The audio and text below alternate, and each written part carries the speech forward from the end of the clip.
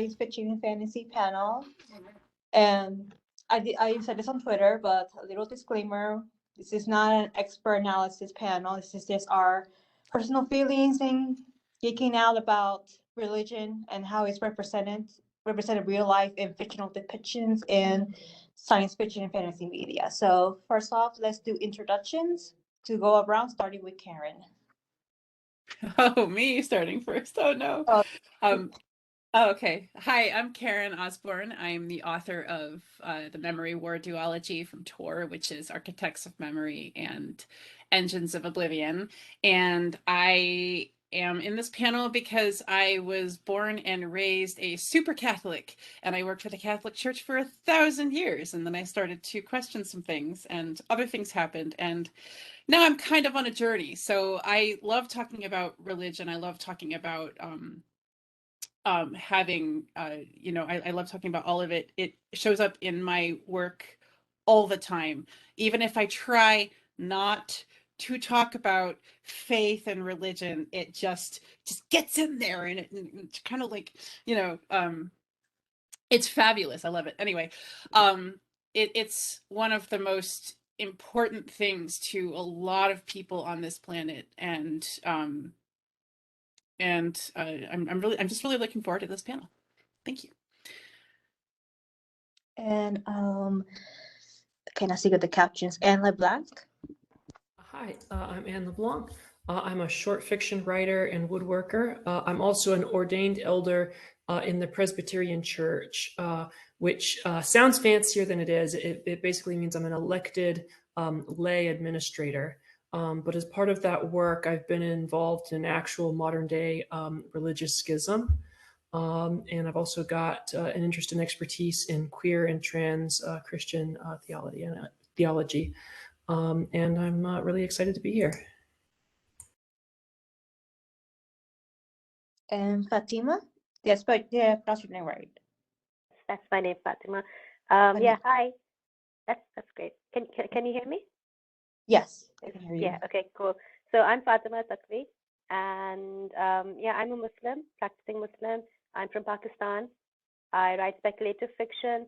I haven't had any speculative fiction works published yet in which faith was like as the core subject addressed, but I think it does make its presence felt, especially in my more historical fiction stories set in historical fictional settings. I used to be an interfaith speaker. There was this thing in London, in the UK, where you could go to schools and talk about what religion you were, and that was supposed to kind of like neutralize and normalize, or I don't know, like humanize religion in the eyes of like, children, and just make it like a normal, happy thing. And yeah, that's pretty much it. I'm happy to be here. Okay, awesome. So my name is Baralise Martinez, and I go by he, they pronouns. I come from interfaith family. My mother was Catholic, and my father was Baptist, but they were non-practitioners. Even though my mom worked for the Catholic Church back in Puerto Rico, but other than that, she wasn't a huge devoted practitioner. We didn't observe any holidays associated with the Catholic Church. But the thing is, my dad's family, most of them are actually cultural Muslims from North Africa and Spain. My relatives mainly come from Morocco. And my mom's family, our ancestors at that side were Afro-Jibaros, which is a Taino, Afro-Taino. My mom's parents, they came from the central region, the mountainous region of Puerto Rico. And back then they used to, the religion was like a form of animism and indigenous beliefs. But my grandparents moved to Louisa, to the urban areas, because of Operation Bootstrap, which is this initiative, this call for Puerto Ricans to move from the rural areas to the urban areas for job opportunities. And it was also a time where a lot of Jibaros decided to convert to Catholicism or Protestant religions, and that actually caused a conflict within my family, because my grandmother, she actually continued to practice her Afro-Taino beliefs behind closed doors. My grandfather found out, and it was, not to be gruesome, but he nearly beat her to death because of that. And my relatives don't even practice that religion anymore, except for one who is unfortunately passed away. And like Karen said, like what my personal beliefs and my experience with religion slips into my writing. I do a lot of post-apocalyptic far future space opera, and I find myself being interested in how culture and religion changes over time. What it's like to be in the far future where the beliefs from the present have changed drastically to adapt to new environments and new situations, and because of significant events. Yeah.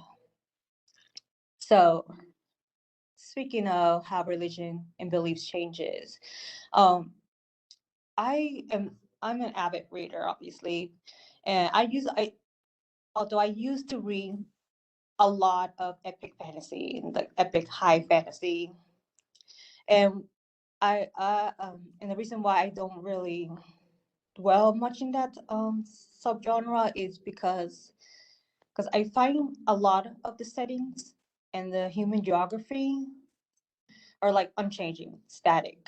Like, it's not just the medieval inspired settings. It's like the characters, the world is like stuck in time, and I'm referring to like long ongoing series that spans different timelines. And for me, and again, this is what I explore in my writing most of the time, is that religion has never been and isn't static. I mean, we're obviously a lot, a lot has changed over in the last few years. We have a still ongoing pandemic. We have a lot of crises, including the war in at Ukraine, and that actually challenges a lot of people's belief, despite their faith or whether they believe in a religion or a supreme higher being. So with that said, I would like you all to discuss what religion means to you, and what do you think about how it changes over time, either in fiction or in real life. So again, starting with Karen. Yeah. I was, as you were talking, I was thinking about the change in Catholicism from in even in 50 years, from it was the outsider, like an American culture in particular. I'm going to be very specific about American culture here. And where, when Kennedy was running, everybody was so concerned that Kennedy was going to obey the Pope over anyone over Congress, and it was this massive thing. And I remember my grandmother telling stories about how she couldn't get into the local, she had to be careful about what she said in the local garden club where she lived, because they were all Lutheran and she was Catholic, and that was just not done. But when I grew up, it was the mainstream faith. And now you have a lot of Catholics who actively support positions that are more evangelical, and it kind of makes me wonder, because it's like, even 50 years ago, these people wouldn't even talk to you. So, and even in like the action, and even inside a Catholic church, you have people who do, you have people who like to pray the rosary together, or you have people in the altar club, and you have people over here who are in the choir, and they all have different ways, and different devotions of expressing their faith. And I think a lot of times when I read, like you said, epic fantasy, I will sometimes put down epic fantasy because there's not enough variation in practice, because the faith I grew up with is, you're over here doing this and you're over here doing that, and you believe this and you believe that, but we're all here for mass. And quite often in epic fantasies, I sometimes see like this monolithic, because you can look at the Catholic faith and go, wow, this is a monolithic thing. They all do this one thing. They all go to mass. They all believe this, but that's not how it is. There's a lot of variation there, are from over here to over here. And I will, and I think that's something that writers need to be aware of when they're making up faiths for fantasies and for science fiction, because a lot of it can sometimes seem very monolithic.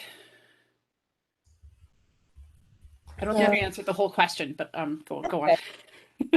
And I feel like if there's, building on that, if there's one thing that unifies pretty much all religions across the historic record, it's what I would call the inescapable urge to schism. Yes. Pretty much, when you look at religion historically, pretty much anytime you see a new religion come up, you immediately start to see offshoots and differences in practices, differences in theology, particularly as it spreads across regions. And that means that a lot of the things that people believe about a certain religion aren't true for all cases. And so, like, speaking from a Christian perspective, like the things that Christians have believed and done are a lot weirder and more different than people realize. And there are that's interesting to look at from a world building perspective, to see all the different variations of ritual practice, of approach to theology. I feel like, for example, modern Christians take for granted a sort of dualist approach to the separation between body and soul. But that's definitely not true for all religions, and it's not even true for all Christian sects. And so, seeing and understanding that diversity, I think, is really important for building accurate or interesting religions. Right.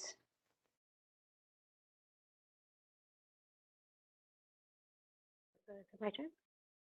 Yeah, sorry. Yeah, okay. So yeah, I think that's actually such a great question, because in the context of SFF, when you're writing futurisms, and that's a question that would come up, right? Like, what would a group of people who believes something look like in a completely different setting and having to adapt to so many different things? Yeah, I mean, like, for example, right, it's the month of Ramadan and it's sunset. So I'm opening my fast as I'm speaking to you guys. That's what would be the case. And it's so different from what my grandparents or my great grandparents would expect at this time, because there would be like the whole like town or the whole village getting together. So it's an adaptation that happens as your circumstances change, and it makes. I'm very interested in what that would look like in terms of science fiction or in terms of futurism. If someone's in a space station and now they're fasting and they're opening their fast, a lot of the rituals that aren't technically in scripture but have become part of religious practice would have to adapt, right? That it would look really different. And I don't think it's been explored enough. I think it's been hardly explored, to be honest, especially from a Muslim lens. So yeah, I think this is such a great question and should be asked and revisited again and again. Awesome. I would like to recommend a short story that has a Jewish religion in the far future on a generational spaceship. It's For Future Generations by Rachel Gutton. I will post a link later on in the Discord, but I highly recommend that, because to me that's a very great example of what we're talking about. And I want to move on to representation, because that is important for writers and readers to understand and recognize.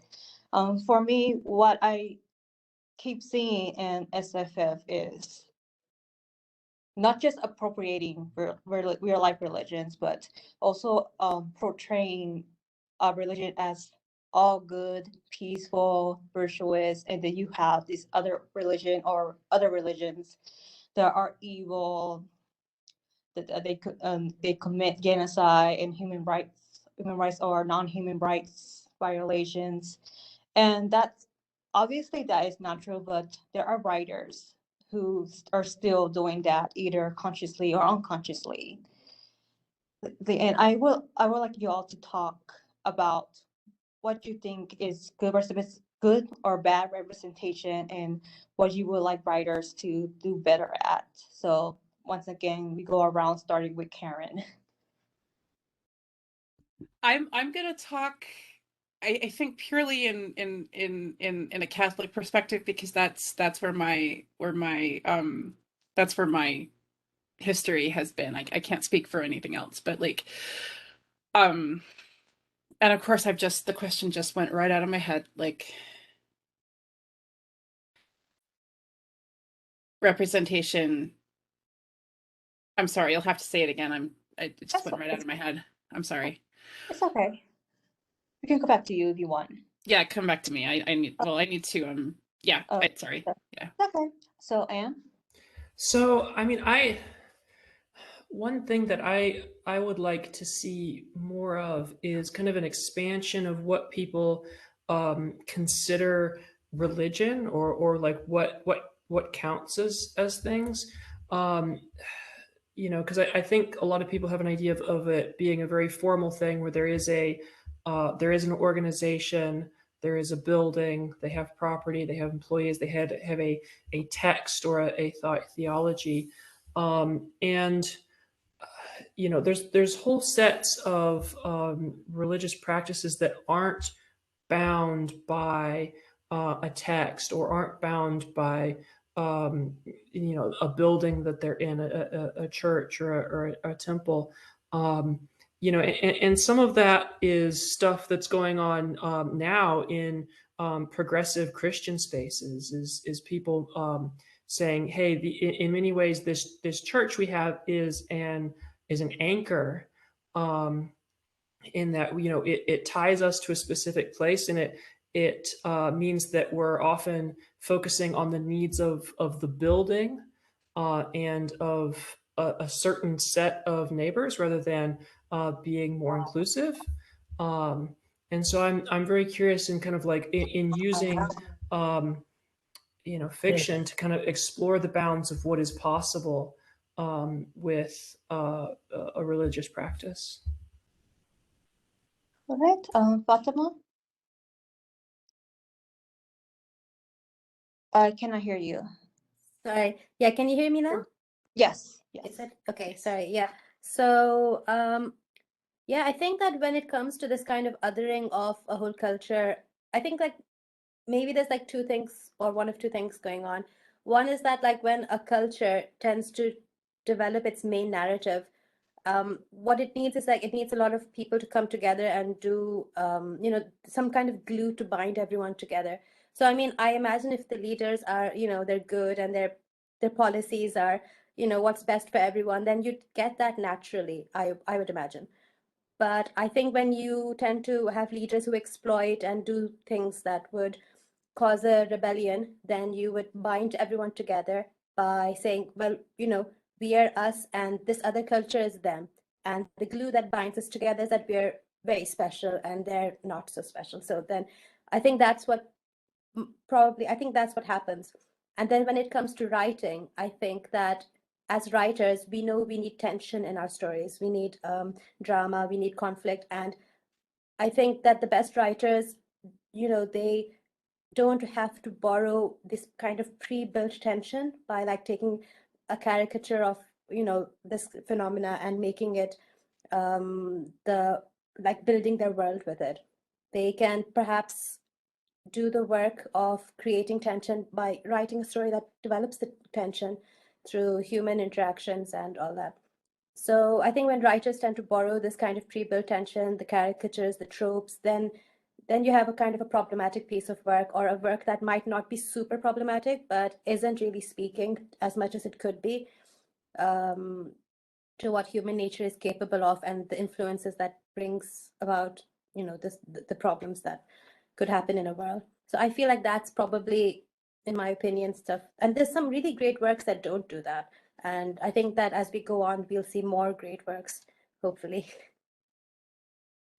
Okay, that's fantastic. Karen, do you want to continue your part? Yeah, I'm sorry. I was like, what would It's you like okay. to see? And sometimes questions just go right in my head and right out there. I mean, especially in the pandemic. What I was thinking about is how complicated people are, and how so often our thoughts about religion, especially where I grew up and in the culture I live in, is we think about the rules imposed from outside and not how people process things and use those perspectives to inform their world. So we think about you can't eat meat on Fridays, and they don't eat meat on Fridays, but we don't think about but writers might do that. I would love to see more what happens to a person when you don't see a woman speaking from the pulpit for 25 years and you don't really question it until you're like 26, 27, 28, 29, that sort of thing. And there's no role for that. Like I'd like to see more fiction dealing with inside out rather than outside in, because you have the religion and the world building, and you have people dealing with the religion. Well, you have the religion dealing with people, imposing rules, but you don't have people dealing with the religion where they're inside where like, am I making any sense? I feel like I'm just like you don't deal with perspectives. Like I want people to take more care with perspectives. If they're thinking about a religion, for example, let's say, no, I'm not going to do an example because everything's coming out wrong, but I like more of a character-based, complicated sort of view on this sort of thing, because it's only one of many things that people are dealing with, and people are complicated and they're going to be affected in very, very different ways. So why be monolithic about anything? Yeah, when you talk about rules like only eating meat on Fridays, and those sorts of rules will often have loopholes or special conditions that people will build onto the original system, and that's an interesting way to bring an individual character's feelings about their religion or their practice into it. Is how do they feel about these these changes to the rules or different interpretations? What's their own personal exegesis of the text or the the rituals that are being done. Right. So and during our email exchange, I sorry. And I would like to I would really like you to expand one of the questions. The one that stood out to me was Western science fiction and fantasy has a history of depicting science and religion in opposition to each other, and that stood out to me because as a writer, I tend to write post-apocalyptic stories and space operas that really don't have that. It's like I come from a family of oral storytellers, so it's like I make the AI and all the sciencey things either from the present or the past into like they're melded into the religion. People adapt, and I will if you want, you can elaborate more on that question. Yeah, well, I mean, I think part of the tendency in, particularly in older Western science fiction fantasy, to have this dichotomy between, progressive science and regressive religion comes out of the, particular historical forces around secularism versus religion. And, I think that there's always been counter movements to that. There have always been, we talk about this inescapable urge to schism. There have always been progressive movements, even when the larger mainstream religious groups are more conservative, and those progressive movements will align themselves with social justice, with science, with stuff like that. And that's something I'd love to see more of in speculative fiction. Is what does it mean to be part of a smaller progressive movement trying to change the larger organization, or be separate from it.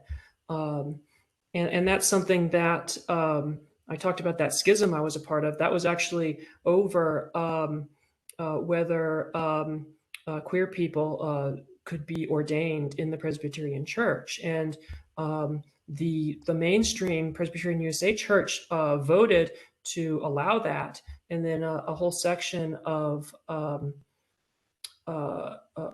more conservative churches were like, we want out. The problem is that the broader organization owned the land that the churches were on, and so then it became a kind of messy, financial question that was mixed in with the theology, and that's another thing I'm very interested in seeing, is kind of the background, bureaucracy of religion, and how that impacts the practice. All right. Anyone want to add on to that? Yeah, this discussion reminds me of a novella trilogy by Lena Rather, The Sisters of the Vast Black, because there's Yes. because there isn't exactly a schism, or at least not at the beginning, and it does grapple with a lot of these questions about differences with the main organizational body. And I mean, like, I'm not Catholic, but I just like reading it. It really did speak to me as a religious person. I thought, like, yeah, this is very realistic. I'm sure that if there were nuns in space, it would be exactly like this. Yeah, and it also reminds me of another author, Mahmoud El-Sayed. He has a short story in this new magazine which publishes short stories related to faith, and it's a speculative fiction story set on a generational ship. And yeah, I mean, yeah, so I mean, like, it's interesting to read these stories that have dealt with that are science fiction, that are futuristic, and you have people practicing their faith, and it's not like, there's an opposition, or this struggle to reconcile the two. And I like it when authors can do that, and they do it with when it's easy to believe, like they write it like it's completely natural in that world. It's not science fiction, but coming to I mean, you must have heard of Midnight Mass, right? The miniseries.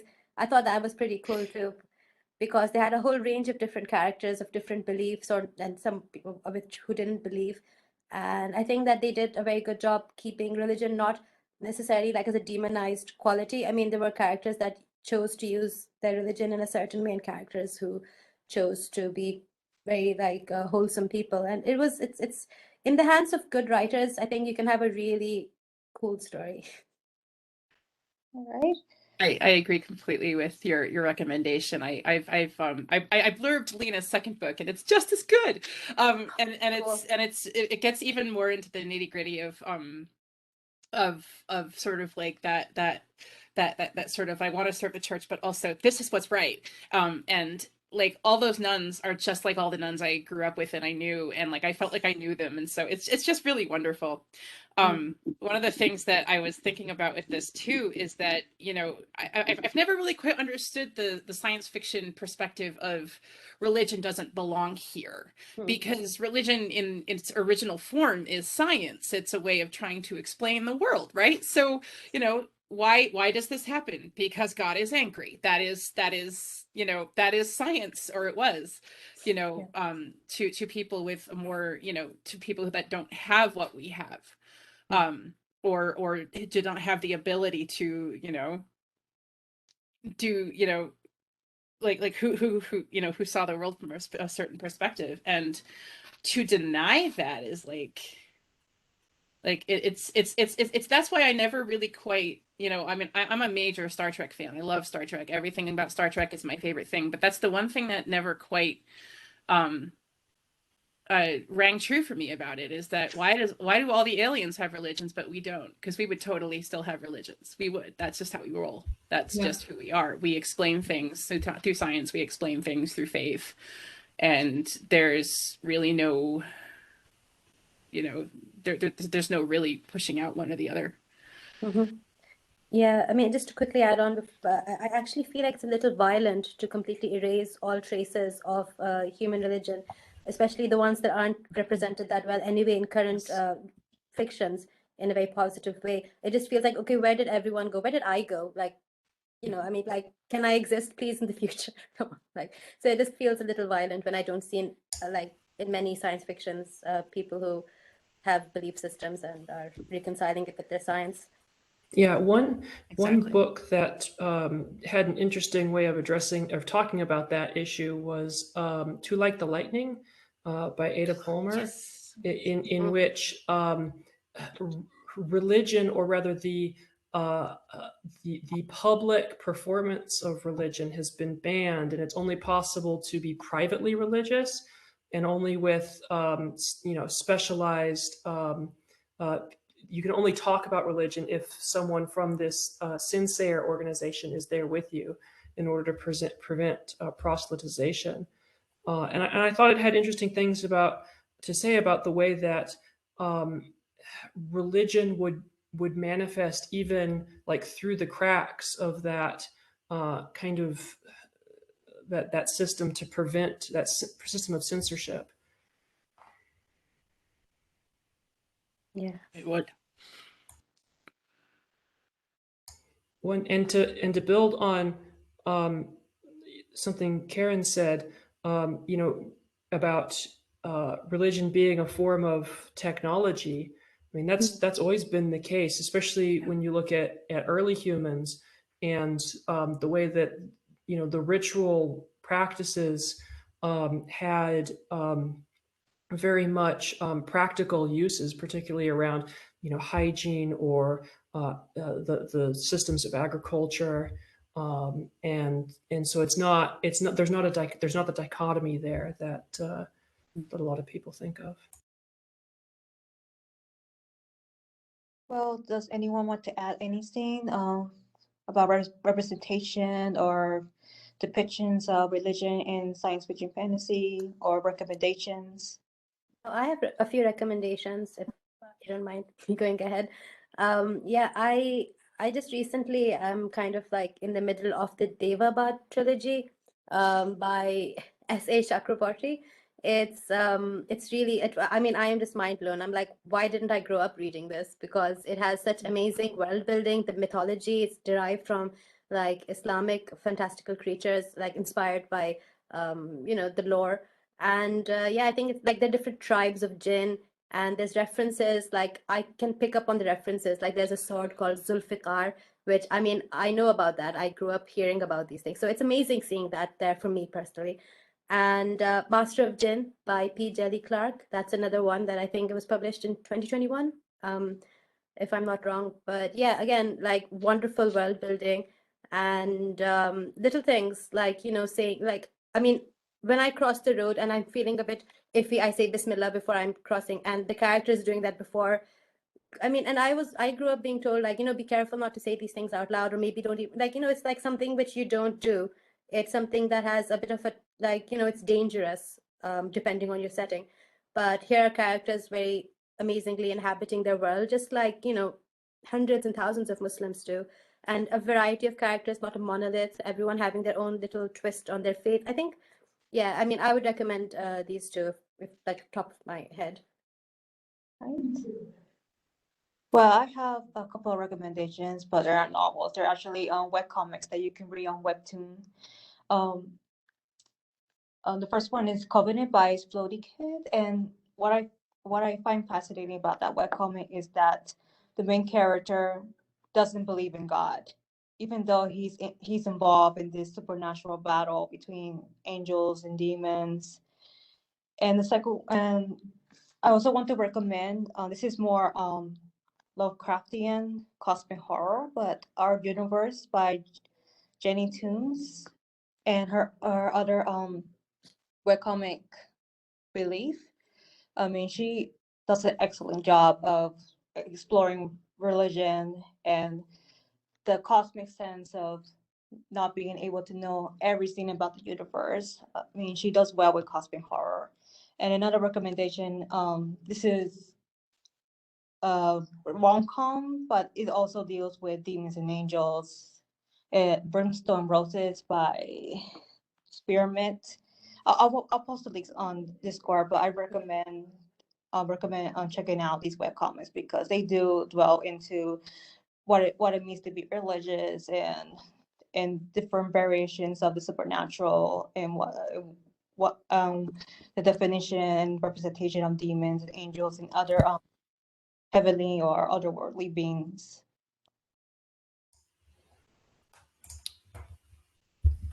So I've got two recent books that I thought did cool things with religion. The Four Profound Weaves by R.B. Limburg. Absolutely fantastic depiction of trans and queer theology and how it interacts with the magic system and actually having these gods be present in the world. That's one of the best things I've read, and one of the few things that really does trans theology, which I'd love to see more of. And then also Destroyer of Light by Jennifer Marie Brissett, which is like her first novel, absolutely fascinating from a structure perspective, and does cool things with showing multiple different religions interacting with each other, and synchronistic practices, and how religion and aliens would interact. And The Just City by Joe Walton is the premise is kind of bonkers. It's so the Greek gods are real, and they decide to create Plato's Republic by kidnapping robots and children from time, and it goes hard into the theology. And has a very, like, the last book has an absolutely fascinating sort of theological cosmology that I found really beautiful. Would you like to add something, Karen? I'm really bad at recommendations because I always think of them at like right before. But I think if you're talking about a book that really does some interesting things with like Catholics in space, I'm talking about The Sparrow by Mary Doria Russell, in which a bunch of Jesuit and Jesuit related if space explorers find aliens on a planet and they go to meet them and talk to them and discover them and make a whole bunch of mistakes, a lot of mistakes. And it's an uncomfortable book, but it kind of just, it blew my mind when I read it about 10 years ago. So Okay. We have several minutes left, so I'm going to open the table for any discussions or to answer questions in the chat or Discord.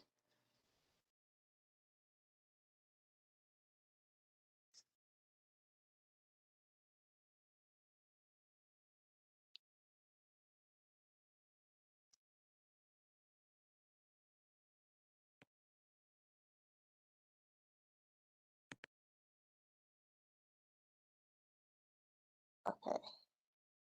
Oh, there's a question from Toast if anyone wants to answer that.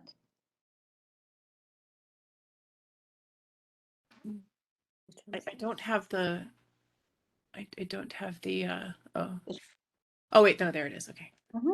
Sorry. Okay. Sorry, in the chat or in the Discord? On the chat. Oh. There's a question on the bottom. Okay.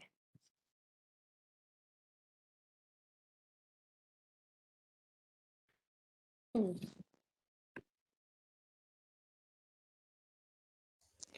I mean, so the question is, how do you feel about narratives that use religious lore, but never really mention which one it's taking it from, assuming the audience knows what they're talking about, kind of like how white Christian writers do? You know, personally, that's not what I like. I feel like that sort of genericness saps my interest. I'm like it's the details and the interaction of those details with the character that make things interesting. I mean, whenever you're talking about something that's important to a character or to a real life person, you have to be careful. Like, you have to be careful as a writer when you're dealing with people's hearts.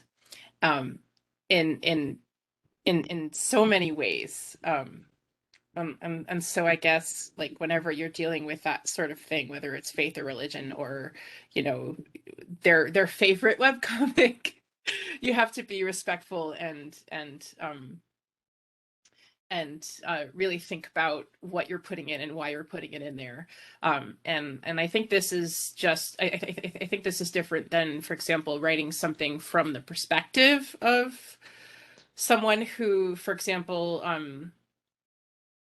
like as the writer being not respectful, as opposed to like the character just assuming the people they're talking to in the book know what they're talking to, right?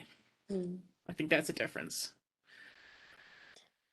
Yeah, I think, yeah, I mean, like if they're talking, like exactly like what Karen just said, that if it's a character talking to another character, I mean, like there would be the assumption that they do know each other's like background and like, like talking about the Devabat trilogy or, Master of Jinn, it's understood that they're in Cairo, and it's like there are lots of Muslims but I imagine like if the question's saying that people are just taking like religious beliefs and sort of transplanting them in a different setting, and with the kind of like giving a bit of a wink that, oh, I'm referring to this religion, but actually I don't know, I feel like that's a bit I think it really depends on how it's being done.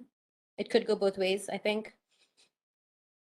Yeah, I mean, there's no good reason for people not to be told, I think, though I don't know, it depends on the what we're talking about exactly.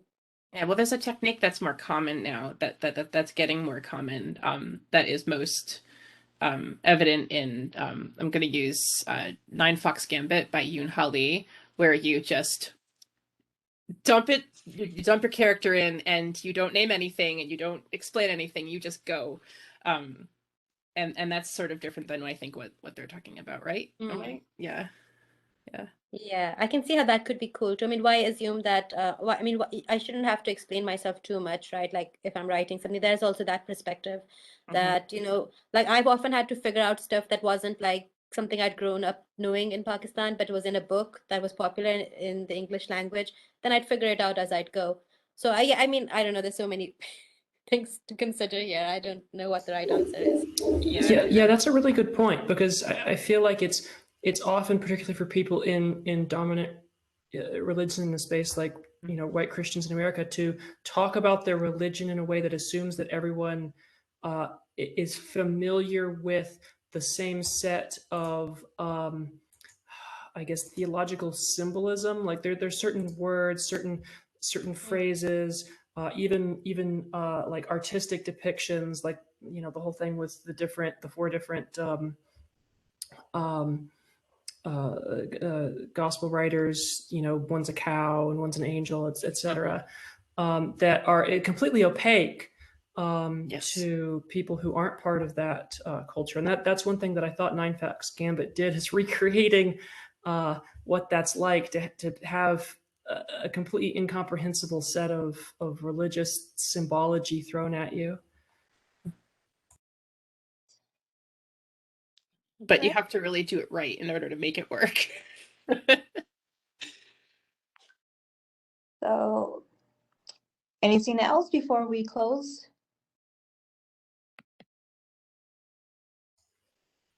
I think there's some more questions in the chat.